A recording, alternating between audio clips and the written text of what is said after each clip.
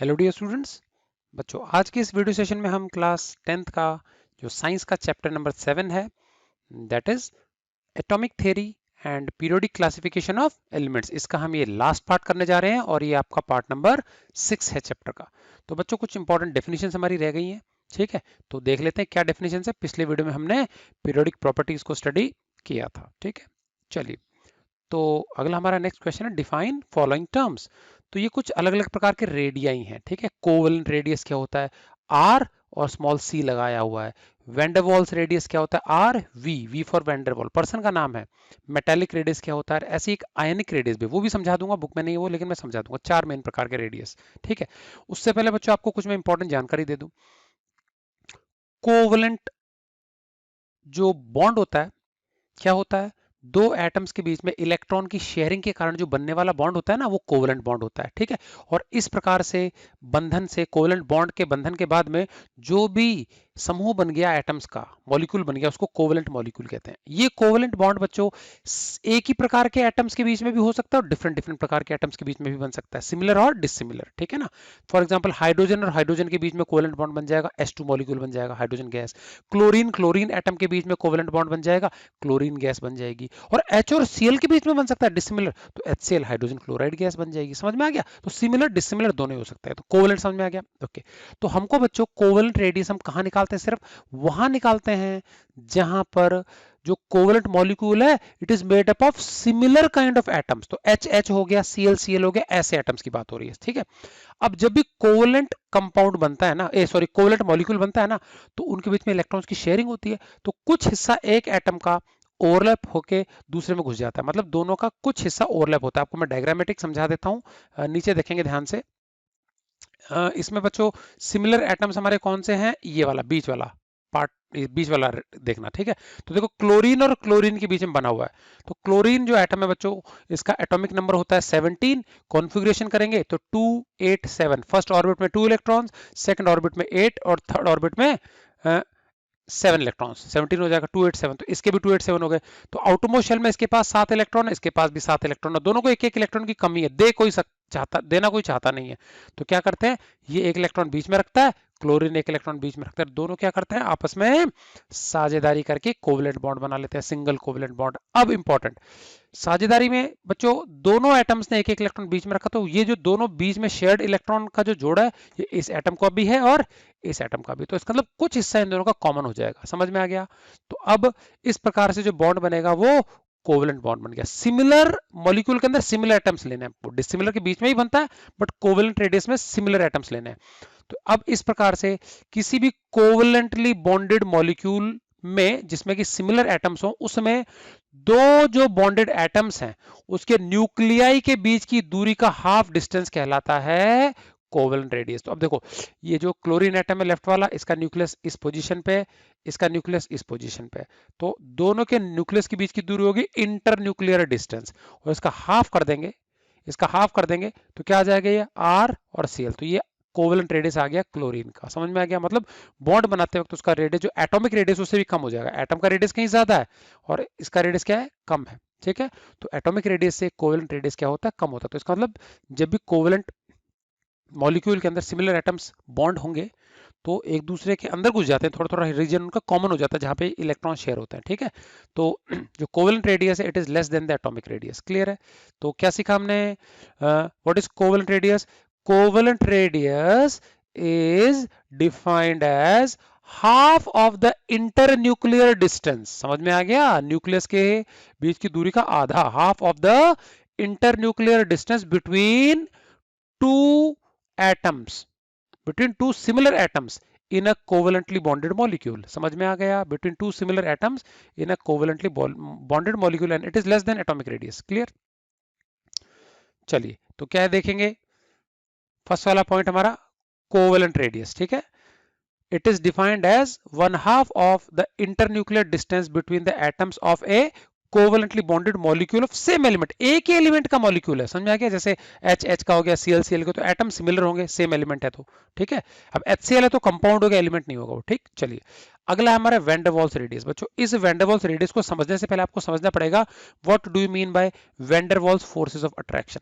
बच्चों जब भी कोई सब्सटेंस मॉलिक्यूल बनाता है ना, समूह बनाता है मॉलिक्यूल, अब चाहे वो सिमिलर एटम्स के मॉलिक्यूल हो जैसे H2 Cl2 O2, या वो डिसिमिलर एटम्स के मॉलिक्यूल हो चाहे HCl, ठीक है कि नहीं, H2O CO2, ठीक है कि नहीं, क्या भाई मॉलिक्यूल सिमिलर एटम्स का भी हो सकता है, डिसिमिलर का भी हो सकता है, लेकिन बच्चों कोई भी मॉलिक्यूल है ना, अलग अलग प्रकार के सिमिलर हो, उनके बीच में जो वीक अट्रैक्टिव फोर्सेस होती है इनको बोलते हैं इंटरमॉलिक्यूलर फोर्सेस ऑफ अट्रैक्शन। इनका एक और नाम भी है van der Waals forces, London forces, dispersion forces, बहुत सारे नाम है इनके, समझ में आ गया। So the weak forces of attraction between adjacent molecules, दो पड़ोसी मॉलिक्यूल्स जो होते हैं उनके बीच में जो अट्रैक्टिव फोर्सेस होती है ना, वो क्या कहलाती हैं, या तो वैन डर वाल्स फोर्सेस बोल देते हैं, या लंडन फोर्सेस, डिस्पर्शन फोर्सेस, बहुत सारे नाम है इनके। तो वैन डर वाल पर्सन का नाम है वैन डर वाल्स, ठीक है।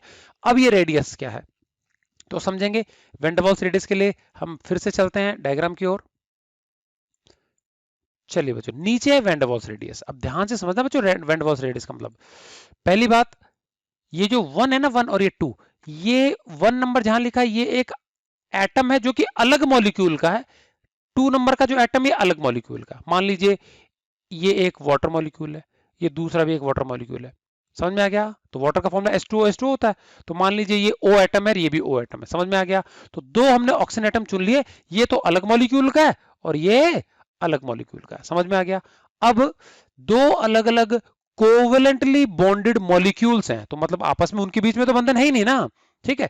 तो उनके बीच में जो अट्रैक्टिव, तो उनके बीच में देखो गैप दिखाया गया, यहाँ देखो टच है आपस में, है ना, टच है या ओवरलैप हो रहे हैं, यहाँ तो गैप है, ठीक है। तो दो अलग अलग मॉलिक्यूल्स हैं, उनमें सिमिलर एटम्स लिए हमने, एक एटम एक मॉलिक्यूल को बिलोंग करता है, दूसरा दूसरे को, लेकिन सिमिलर एटम्स है, ठीक है। तो उनके बीच में गैप होगा, और इनके बीच में जो फोर्सेस ऑफ अट्रैक्शन है दो, क्योंकि ये एक अलग मॉलिक्यूल का एक अलग मॉलिक्यूल का, तो फोर्सेस ऑफ अट्रैक्शन को बोलते हैं वैन डर वाल्स फोर्सेस। तो दो कोवलेंटली बॉन्डेड मॉलिक्यूल्स में सिमिलर एटम्स जो है, एक एटम इस मॉलिक्यूल का, एक इस एटम का, एक एटम दूसरे मॉलिक्यूल का, इसके बीच में जो हमारे दोनों के न्यूक्लियर के बीच की दूरी है वो तो इंटरन्यूक्लियर डिस्टेंस हो गया, इसके हाफ को हम बोलेंगे वैन डर वाल्स रेडियस, समझ में आ गया। तो वैन डर वाल्स रेडियस जो होता है बच्चों, ये दो सिमिलर एटम्स के न्यूक्लियर के बीच की दूरी का हाफ होता है, और वो भी कब, जब दो एडजेसेंट मॉलिक्यूल्स हमने ले लिए हों और उनके सिमिलर एटम्स के बीच की दूरी का हाफ लेना है, ठीक है, न्यूक्लियर के बीच की दूरी का हाफ, समझ में आ गया।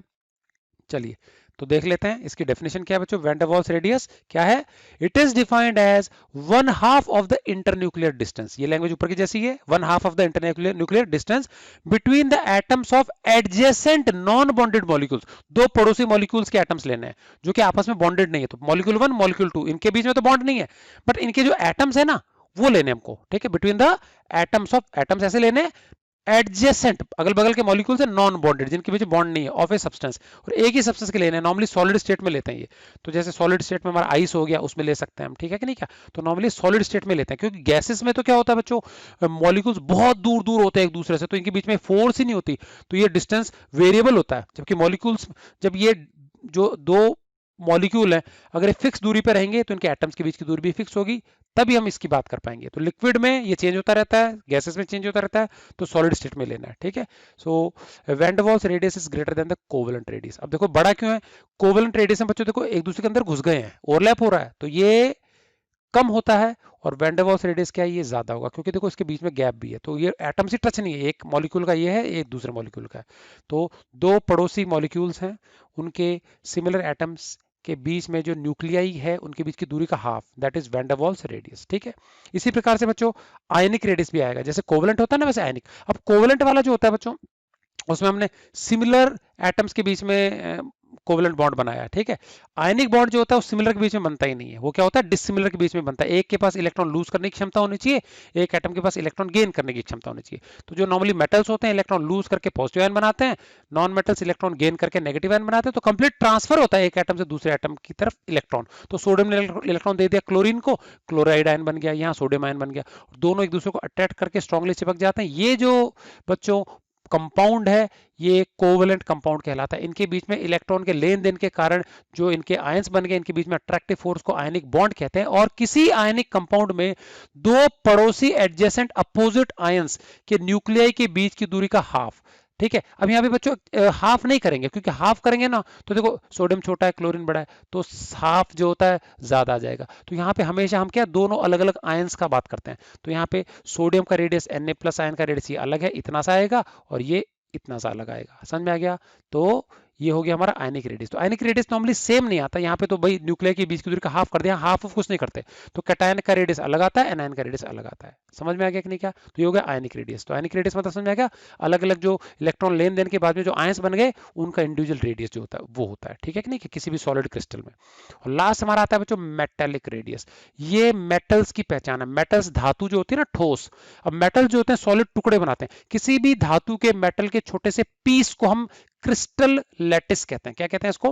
Crystal lattice. और lattice is a structure in which there is an orderly arrangement of atoms in proper fixed position. समझ में आ गया कि नहीं? लैटिस। तो अब सपोज मैंने एक सोडियम का टुकड़ा ले लिया, सोडियम या आयरन का टुकड़ा ले लिया, क्रिस्टल लैटिस आयरन का टुकड़ा ले लिया। अब उसमें सोडियम एटम्स जो होते हैं या आयरन एटम्स हैं, सोडियम का लिया तो सोडियम के एटम्स फिक्स होंगे अपनी पोजीशन पे, and they are closely packed together. तो सोडियम सोडियम सोडियम सोडियम खूब सारे अनगिनत एटम्स होंगे। तो दो पड़ोसी जो मेटल एटम्स हैं उनके न्यूक्लियर के बीच की दूरी का हाफ कहलाता है मेटेलिक रेडियस। तो इसका मतलब किसी भी मेटल के टुकड़े में, क्रिस्टल लैटिस होता है सॉलिड पीस ऑफ मेटल। ठीक है, तो किसी भी क्रिस्टल लैटिस में, मेटल के क्रिस्टल लैटिस, लैटिस मतलब स्ट्रक्चर, तो किसी भी सॉलिड मेटल लैटिस में दो पड़ोसी जो एटम्स है, एडजेसेंट एटम्स, उनके बीच के जो न्यूक्लियाई है ना, उनके न्यूक्लियाई के बीच की दूरी का हाफ, ये कहलाएगा मेटेलिक रेडियस। तो अब जैसे ये दो पड़ोसी सोडियम एटम हो गए, इनके दोनों के न्यूक्लियाई जो है ये रहे दोनों, इनके इंटरन्यूक्लियर डिस्टेंस का हाफ ले लेंगे तो ये सोडियम का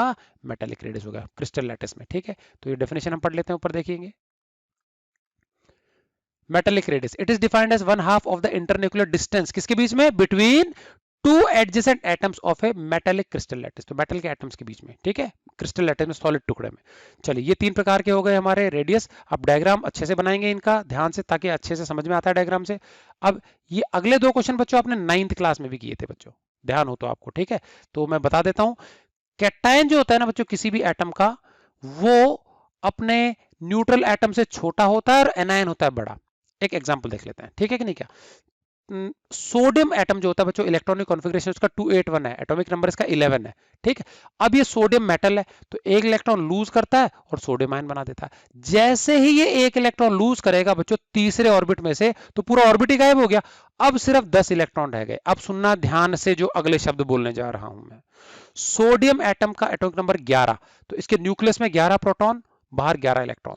तो 11 प्रोटॉन जो है वो 11 इलेक्ट्रॉन्स को कुछ पावर से खींचेंगे, कुछ फोर्स से खींचेंगे।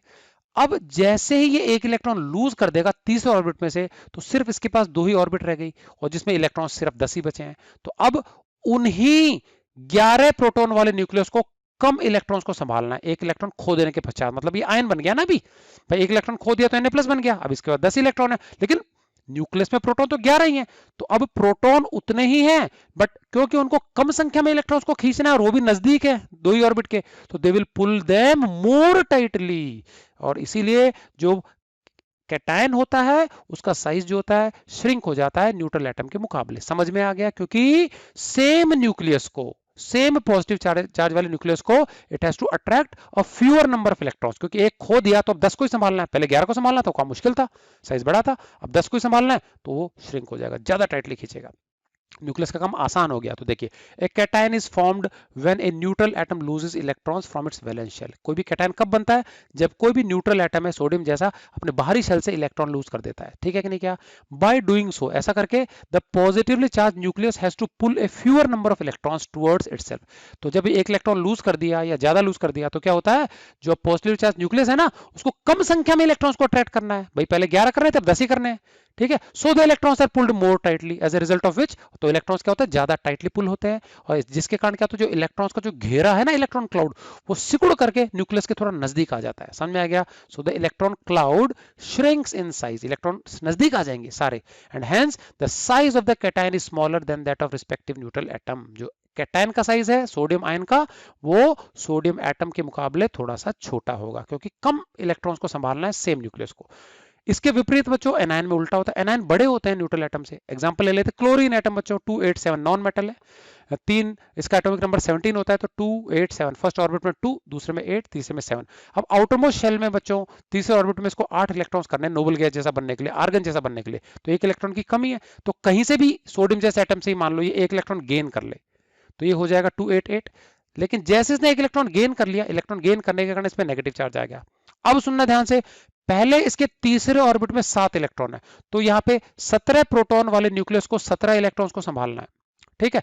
अब हुआ ये कि यहाँ पे पहले से 7 है, भीड़ काफी है, और एक इलेक्ट्रॉन और आ गया, तो यहाँ पे ओवर क्राउडिंग बहुत ज्यादा होगी, तो ये इलेक्ट्रॉन्स के बीच में ना धक्का मुक्की होती है, रिपल्शन होता है, और इसके कारण क्या होता है, ये इलेक्ट्रॉन्स एक दूसरे से थोड़ा सा दूर चले जाते हैं, न्यूक्लियस का काम डिफिकल्ट हो गया। यहाँ 17 प्रोटॉन वाले न्यूक्लियस को 17 इलेक्ट्रॉन्स को खींचना है, यहाँ 17 प्रोटॉन वाले न्यूक्लियस को 18 प्रोटॉन्स को खींचना है, 18 इलेक्ट्रॉन्स को खींचना है, तो उसका काम थोड़ा सा मुश्किल हो गया, संभाल नहीं पाता इलेक्ट्रॉन्स को, इलेक्ट्रॉन्स एक दूसरे को रिपेल करते हैं, और जिसके कारण जो इलेक्ट्रॉन क्लाउड है वो थोड़ा सा बड़ा हो जाता है साइज में। इसके कारण anions they are always larger than their respective neutral atoms. Clear है?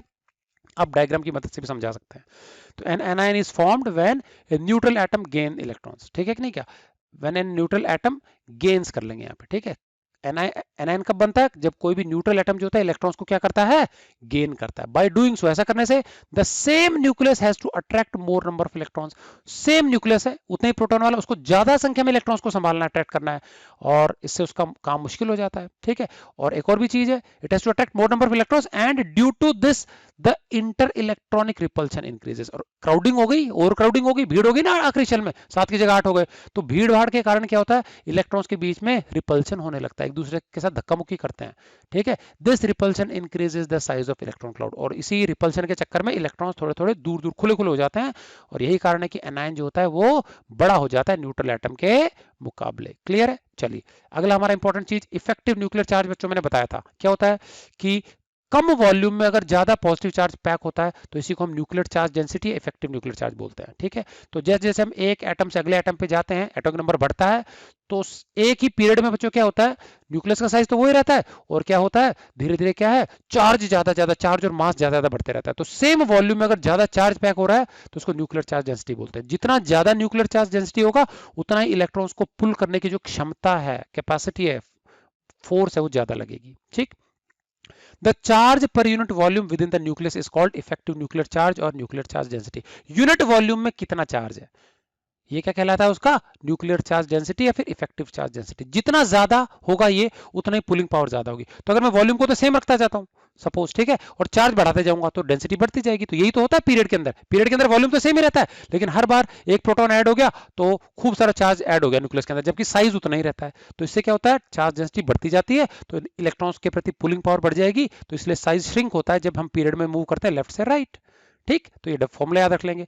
Trend in effective nuclear charge, तो ट्रेंड हमको पता ही है, लेफ्ट से राइट जाने पर वॉल्यूम तो रहता है सेम, और हर बार एक प्रोटॉन ऐड होता है, जिससे कि effective nuclear charge it will go on increasing, और यही कारण है कि साइज कम होते जाता है, ठीक है। तो देखो इधर, as we move from left to right across a period, किसी पीरियड में लेफ्ट से राइट मूव करने पर क्या होता है, every time there is an increase in nuclear charge due to addition of a proton. हर बार हम लेफ्ट से राइट जाते हैं ना, तो न्यूक्लियर चार्ज बढ़ते जाता है, क्योंकि एक प्रोटॉन बढ़ रहा है, और साइज उतना ही रहता है न्यूक्लियस का, but the overall size of the nucleus remains the same. तो साइज में परिवर्तन नहीं होता, वॉल्यूम सेम है, और चार्ज बढ़ रहा है, एक प्रोटॉन बढ़ गया, फिर एक और बढ़ गया, फिर एक और बढ़ गया, तो पॉजिटिव चार्ज तो बढ़ते जा रहा है, बट साइज उतना ही रहता है, तो वॉल्यूम चेंज नहीं होता। तो hence the effective nuclear charge goes on increasing from left to right in a period. Period में इफेक्टिव न्यूक्लियर चार्ज क्या होते जाता है, इंक्रीज होते जाता है। समझ में आ गया?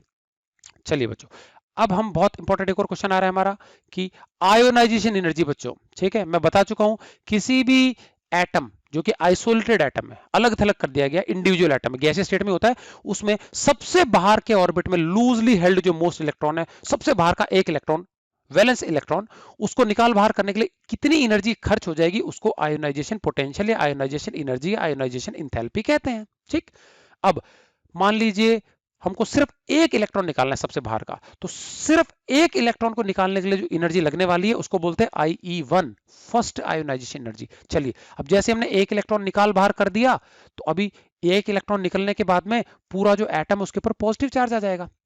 तो पॉजिटिव चार्ज का मतलब हो गया अभी उसी न्यूक्लियस को कम इलेक्ट्रॉन्स को संभालना है, समझ में आ गया? तो वो और ज्यादा टाइटली इसको खींचेगा। तो अब अगर हमसे कोई कहे कि अब एक और इलेक्ट्रॉन बाहर निकालिए, एक तो निकल ही चुका है, प्लस चार्ज आ गया, अब एक और इलेक्ट्रॉन बाहर निकालिए, तो जो दूसरे नंबर का इलेक्ट्रॉन बाहर निकालना पड़ेगा ना, उसमें और जोर आने वाला है। समझ में आ गया? क्योंकि न्यूक्लियस ने बचे कुछ जो कम संख्या में इलेक्ट्रॉन्स उसको ज्यादा टाइटली खींचना प्रारंभ कर दिया है, ठीक है? तो जो दूसरा इलेक्ट्रॉन निकलेगा उसको निकालने के लिए और भी जोर आएगा। तो इसका मतलब हम ये कह सकते हैं कि IE2 सेकंड इलेक्ट्रॉन को निकालने के लिए जो energy, ionization energy second, that will be greater than ionization energy first. चलिए अब मान लीजिए 2 इलेक्ट्रॉन बाहर निकाल दिए, अब इलेक्ट्रॉन्स और भी कम हो गए, और भी कम हो गए। अब जो न्यूक्लियस है उतना ही पावरफुल है, उसको और भी कम संख्या में इलेक्ट्रॉन्स को संभालना है, तो और भी ज्यादा टाइटली खींचेगा, तो वो उसने और नजदीक बुला दिया।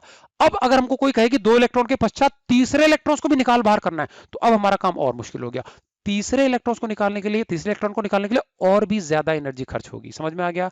तो एक तरह से हम बोल सकते हैं कि सक्सेसिवली वन आफ्टर अनदर एक एक इलेक्ट्रॉन को निकाल बाहर करने के लिए जो आयोनाइजेशन एनर्जी है वो बढ़ती जाएगी, because every time we remove one electron the nucleus with the same number of protons it becomes more positive and it has to attract a fewer number of electrons which it does more tightly। ठीक है कि नहीं? क्या तो हर बार अगला अगला electron निकालने के लिए एनर्जी ज्यादा ज्यादा लगेगी। तो देखो IE2 second ionization energy first से ज्यादा, थर्ड वाली सेकंड से ज्यादा, तो इसका reason.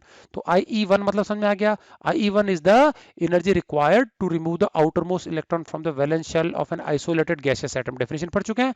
After one electron is removed, जैसे एक हमने निकाल दिया electron, the atom acquires A positive charge. अब एटम के ऊपर प्लस का चार्ज आ गया, मतलब एक तरह से प्रोटॉन तो उतने ही है लेकिन इलेक्ट्रॉन्स कम हो गए, तो इलेक्ट्रॉन घटने से पॉजिटिव चार्ज बढ़ गया।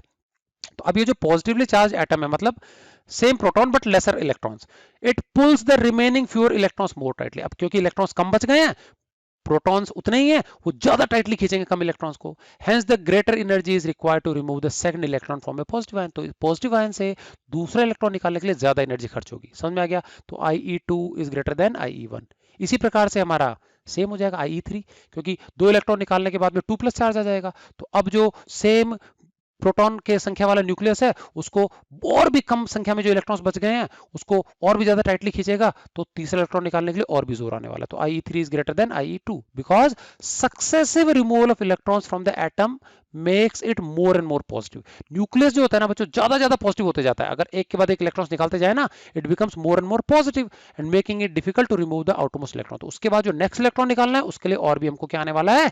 जोर आने वाला है। ठीक है? अच्छा बच्चों, आपको मैंने ट्रेंड्स कराए थे, याद हो, पीरियोडिक प्रॉपर्टीज में, उसमें बेसिक 2-3 ट्रेंड्स जो है हमारे, इसका इस प्रकार से डायग्रामेटिक आप याद रख सकते हैं, रटना नहीं है आपको, सिंपल देखेंगे ध्यान से। एटॉमिक रेडियस बच्चों, पीरियड में लेफ्ट से राइट जाते हैं तो क्या होता है? डिक्रीज होता है साइज। अच्छा ध्यान देना, अगर कोई चीज पीरियड में घट रही है तो ग्रुप में बढ़ेगी, दोनों तरफ सेम ट्रेंड नहीं होगा, इधर कम हो रही है तो इधर बढ़ेगी, इधर बढ़ रही है तो इधर कम होगी। तो एटॉमिक रेडियस इधर तो कम होते जाता है, तो डाउन द ग्रुप बढ़ेगा, इंक्रीजेस। मैं बता चुका हूँ रीजंस वगैरह सब। चलिए, आयोनाइजेशन एनर्जी, मैंने बताया इलेक्ट्रॉन को निकाल बाहर करने के लिए लगने वाली एनर्जी आइसोलेटेड गैसेस एटम के आउटरमोस्ट शेल से। ठीक है? ये एनर्जी है, और इलेक्ट्रॉन एफिनिटी भी एनर्जी है, लेकिन ये मैंने उल्टा बताया था कि यदि किसी आइसोलेटेड गैसेस एटम के आउटरमोस्ट शेल में इलेक्ट्रॉन ऐड कर दें तो कितनी एनर्जी निकलेगी, और ये बराबरी होती है। मतलब अगर इलेक्ट्रॉन निकाल बाहर करने के लिए 100 एनर्जी लग रही है तो वही इलेक्ट्रॉन ऐड करूंगा तो 100 रिलीज हो जाएगी। तो इन दोनों का ट्रेंड सेम टू सेम होता है। तो एक ध्यान रखना, दोनों प्रकार के जो एनर्जीज हैं, इलेक्ट्रॉन एफिनिटी और ionization energy, both have the same trend. ठीक है?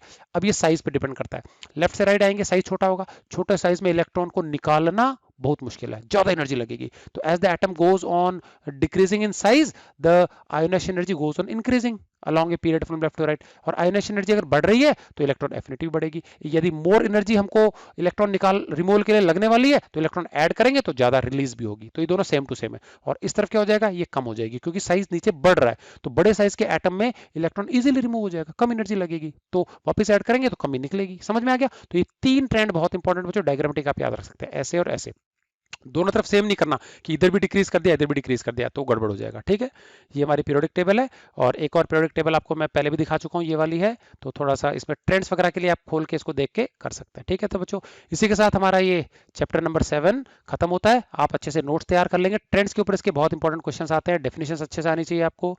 तो इसके बाद बच्चों हम नेक्स्ट चैप्टर स्टार्ट करेंगे हमारा कार्बन एंड इट्स कंपाउंड्स। तो मिलते हैं नेक्स्ट वीडियो में, till then good bye and thanks for watching. और एक खुशखबरी आपके लिए, आपका स्कूल खुलने वाला है जल्दी ही, आई थिंक 21 सितंबर से खुल जाएगा, तो उसके लिए रेडी रखिए, नोटबुक सारी कंप्लीट कर लीजिए। टाइम से। बिल्कुल समझ में आ गया। चलिए, सो गुड बाय।